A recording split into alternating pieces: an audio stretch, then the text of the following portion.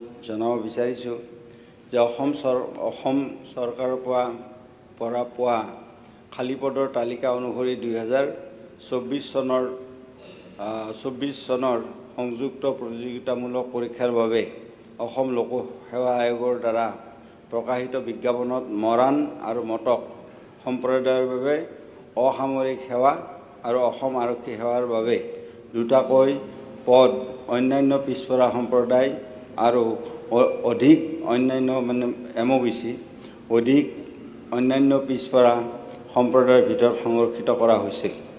অসম চৰকাৰৰ 19 অক্টোবৰ 2023 তাৰিখৰ কাৰ্যালয় স্মাৰক নম্বৰ ABP 110/2023/2 অনুসৰি অসম লোকসেৱা আয়োগৰ পৰা পৰৱৰ্তী 5 বছৰৰ বাবে অনুষ্ঠিত হ'বলগীয়া সংযুক্ত প্ৰতিযোগিতামূলক পৰীক্ষাত ACS কনিষ্ঠ শাখা আৰু APS কনিষ্ঠ শাখাত মৰাণ আৰু মটক সম্প্ৰদায়ৰ বাবে এটাকৈ পদ সংৰক্ষণ কৰা হৈছে। এই অনুসৰি অসম লোকসেৱা আয়োগক ইতিমধ্যে অৱগত কৰা হৈছিল।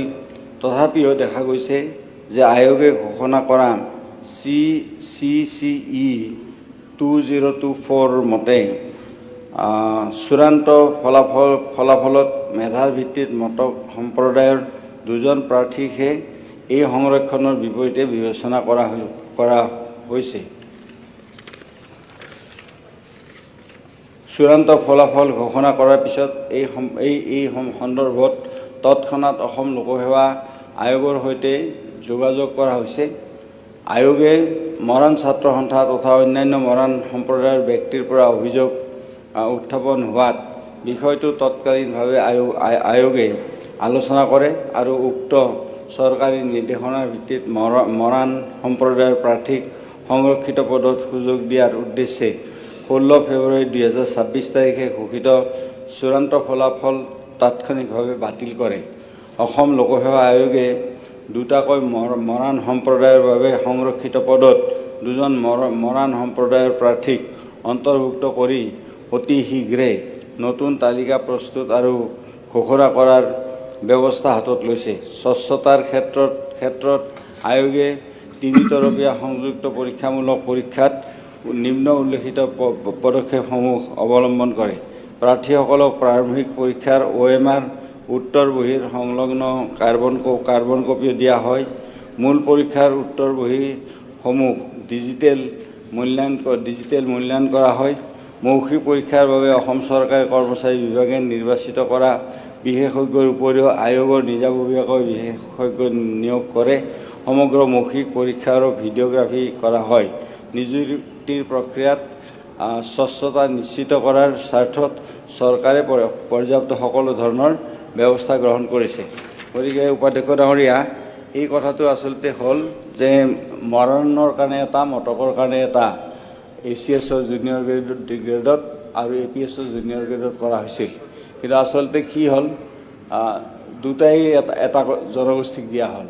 দিয়াৰ ফলত এই অলপ খেলিমেলি হ'ল, কাৰণ সেইটো আমাৰ চৰকাৰৰ সিদ্ধান্ত আছিল আৰু চৰকাৰে সেই কথাখিনি APSCক জনাইছিলোঁ আৰু APSCৰ এই কথাটো এটা টেকনিকেল, এইটো মই ইচ্ছাকৃত ভুল বুলি হয়তো কৰা নাই, এটা টেকনিকেল ভুল হয়তো এই ক্ষেত্ৰত হৈছে। গতিকে সেইকাৰণে এইটো নতুনকৈ শুধৰণি কৰি APSCয়ে ব্যৱস্থা গ্ৰহণ কৰিব।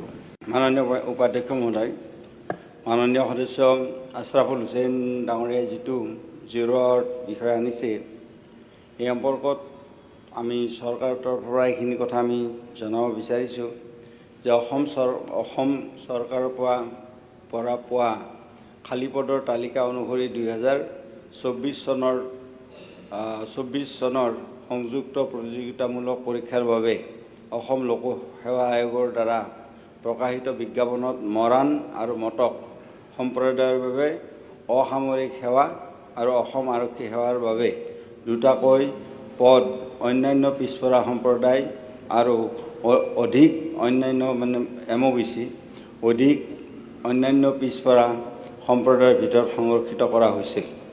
অসম চৰকাৰৰ 19 অক্টোবৰ 2023 তাৰিখৰ কাৰ্যালয় স্মাৰক নম্বৰ ABP 110/2023/2 অনুসৰি অসম লোকসেৱা আয়োগৰ পৰা পৰৱৰ্তী 5 বছৰৰ বাবে অনুষ্ঠিত হ'বলগীয়া সংযুক্ত প্ৰতিযোগিতামূলক পৰীক্ষাত ACS কনিষ্ঠ শাখা আৰু APS কনিষ্ঠ শাখাত মৰাণ আৰু মটক সম্প্ৰদায়ৰ বাবে এটাকৈ পদ সংৰক্ষণ কৰা হৈছে। এই অনুসৰি অসম লোকসেৱা আয়োগক ইতিমধ্যে অৱগত কৰা হৈছিল। তথাপিও দেখা গৈছে যে আয়োগে ঘোষণা কৰা CCE 2024 মতে চূড়ান্ত ফলাফলত মেধাৰ ভিত্তিত মটক সম্প্ৰদায়ৰ 2জন প্ৰাৰ্থীকহে এই সংৰক্ষণৰ বিপৰীতে বিবেচনা কৰা হৈছে। চূড়ান্ত ফলাফল ঘোষণা কৰাৰ পিছত এই সন্দৰ্ভত তৎক্ষণাত অসম লোকসেৱা আয়োগৰ সৈতে যোগাযোগ কৰা হৈছে। আয়োগে মৰাণ ছাত্ৰ সন্থা তথা অন্যান্য মৰাণ সম্প্ৰদায়ৰ ব্যক্তিৰ পৰা অভিযোগ উত্থাপন হোৱাত বিষয়টো তৎকালীনভাৱে আয়োগে আলোচনা কৰে আৰু উক্ত চৰকাৰী নিৰ্দেশনাৰ ভিত্তিত মৰাণ সম্প্ৰদায়ৰ প্ৰাৰ্থীক সংৰক্ষিত পদত সুযোগ দিয়াৰ উদ্দেশ্যে 16 ফেব্ৰুৱাৰী 2026 তাৰিখে ঘোষিত চূড়ান্ত ফলাফল তাৎক্ষণিকভাৱে বাতিল কৰে। অসম লোকসেৱা আয়োগে দুটাকৈ মৰাণ সম্প্ৰদায়ৰ বাবে সংৰক্ষিত পদত 2জন মৰাণ সম্প্ৰদায়ৰ প্ৰাৰ্থীক অন্তৰ্ভুক্ত কৰি অতি শীঘ্ৰে নতুন তালিকা প্ৰস্তুত আৰু ঘোষণা কৰাৰ ব্যৱস্থা হাতত লৈছে। স্বচ্ছতাৰ ক্ষেত্ৰত আয়োগে 3তৰপীয়া সংযুক্ত পৰীক্ষামূলক পৰীক্ষাত নিম্ন উল্লেখিত পদক্ষেপসমূহ অৱলম্বন কৰে। প্ৰাৰ্থীসকলক প্ৰাৰম্ভিক পৰীক্ষাৰ OMR উত্তৰ বহীৰ সংলগ্ন কাৰ্বন কপিও দিয়া হয়। মূল পৰীক্ষাৰ উত্তৰ বহীসমূহ ডিজিটেল মূল্যায়ন কৰা হয়। মৌখিক পৰীক্ষাৰ বাবে অসম চৰকাৰী কৰ্মচাৰী বিভাগে নিৰ্বাচিত কৰা বিশেষজ্ঞৰ উপৰিও আয়োগৰ নিজাববীয়াকৈ বিশেষজ্ঞ নিয়োগ কৰে।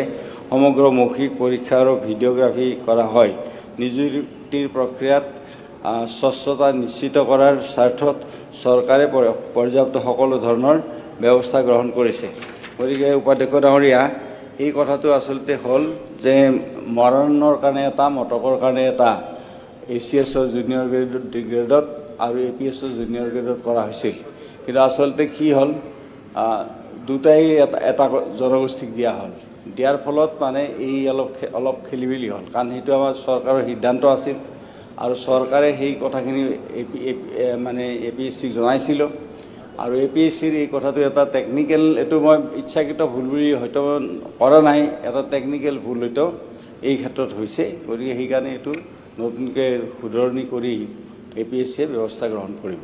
মাননীয় উপাধ্যক্ষ।